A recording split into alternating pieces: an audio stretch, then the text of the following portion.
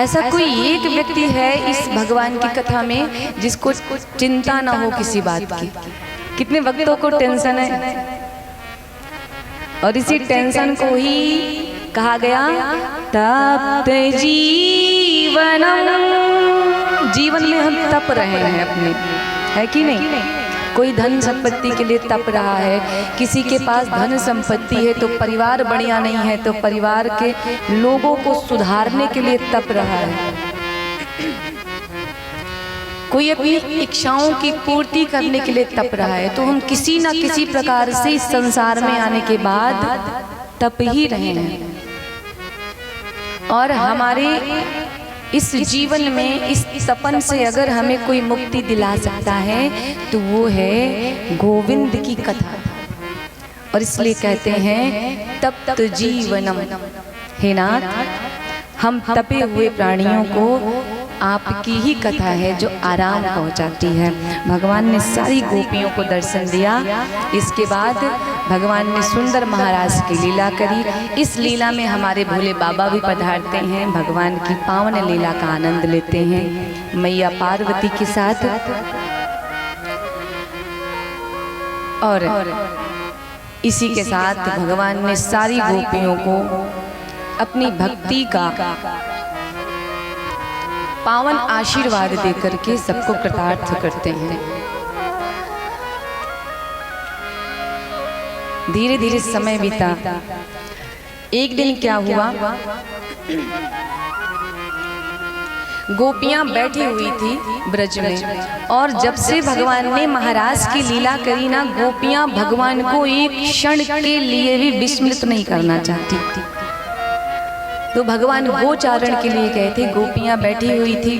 तो एक गोपी जो है दूसरी गोपी से कहती है कि देखो तो सही हमारे कन्हैया के नेत्र कितने सुंदर हैं।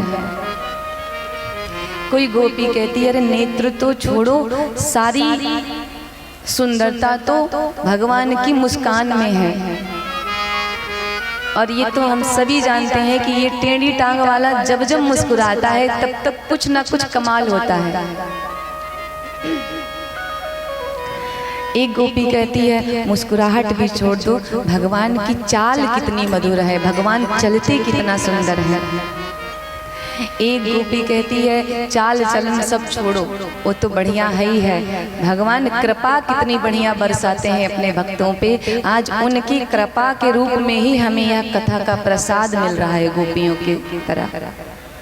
आज हम सब उन गोपियों के जैसे ही सौभाग्यशाली हैं कि हमें भगवान की कथा का दर्शन हो रहा है। आज हमारे जितना सौभाग्यशाली ना देवता भी नहीं है, हम लोग देवताओं से भी ऊपर हैं। क्यों? क्योंकि भगवान की श्री कथा हमें प्राप्त हो रही है। दर्शनीय तिलको वनमाला,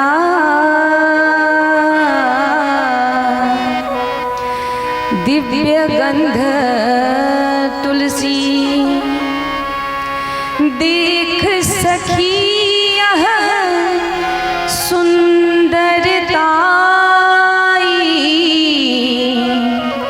चपल नयन बिचु चारु नासिका, चपल नयन बिचु चारु नासिका, एकटक दृष्टि रही तहाँ जाई, करती विचार परस्पर जुबती। सखी कहती है देख सखी यह सुंदरताई कितनी सुंदर है ये, चपल नयन बिचु चारु नासिका। अरे सब कुछ छोड़ो, दोनों नयनों के बीच में जो उनकी नाक है ना, देखो उनकी नाक कितनी सुंदर है। कहती है मानो खंजन बिच शुक बैठो, यह कही के मन जात लजाई, कछु करहूँ एक तिल प्रसून किया भार, करहूँ एक तिल प्रसून किया भार, मन मधुकर तहाँ रहियो लुभाई, मन मधुकर तहाँ रहियो लुभाई, सूर श्याम नासिका मनोहर।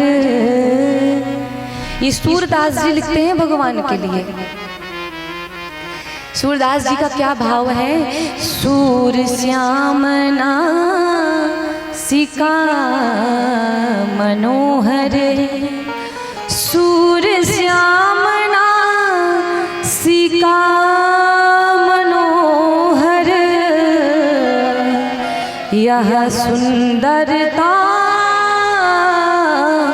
उन कहाँ पाई, यह सुंदरता उन कहाँ पाई। गोपियाँ कहती हैं बहन दर्शनीय तिलक है प्रभु का। प्रभु क्या धारण करते हैं मस्तक पे? कितने भक्तों को पता है भगवान मस्तक पे क्या लगाते हैं? टीका। जितनी भी मेरी बहनें बैठी हैं, मेरी माएँ बैठी हैं, उनसे मेरा एक ही बात कहनी है मेरी कि यदि आप लाखों श्रृंगार कर लीजिए इस मुखमंडल पे, लेकिन आपका अगर ये मस्तक सोना है ना, तो आपका श्रृंगार किसी काम का नहीं। और आप कोई श्रृंगार मत करिए, लेकिन अगर आप एक प्रभु का तिलक अपने माथे पे लगा लेते हो तो आपके 16 श्रृंगार की उपमाएं पूरी हो जाती हैं। एक चीज याद रखिएगा, बिना चंदन लगाए, बिना तिलक लगाए भगवान अपनी पूजा भी स्वीकार नहीं करते। तो सखी कहती है देखो तो सही कितना दर्शनीय तिलक भगवान धारण करते हैं, और जितना संसार में देखने योग्य चीजें हैं सब मेरे प्रभु के अंदर हैं। सारी गोपियां बैठ कर के भगवान की सुंदरता की प्रशंसा करती हैं, और इसी को श्रीमद् भागवत कथा में युगल गीत कहा गया। युगल गीत में क्या है? सारी गोपियां एक दूसरे से मेरे गोविंद की प्रशंसा करती हैं कि मेरे ठाकुर कितने सुंदर हैं।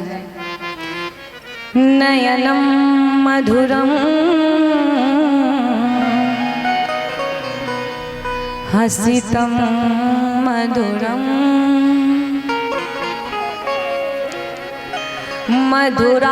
मधुराधिपते रखिलम मधुरम। भगवान क्या है? मधुराधिपते रखिलम मधुरम। इस प्रकार से सारी गोपियां आपस में बात करती हैं, भगवान की प्रशंसा करती हैं।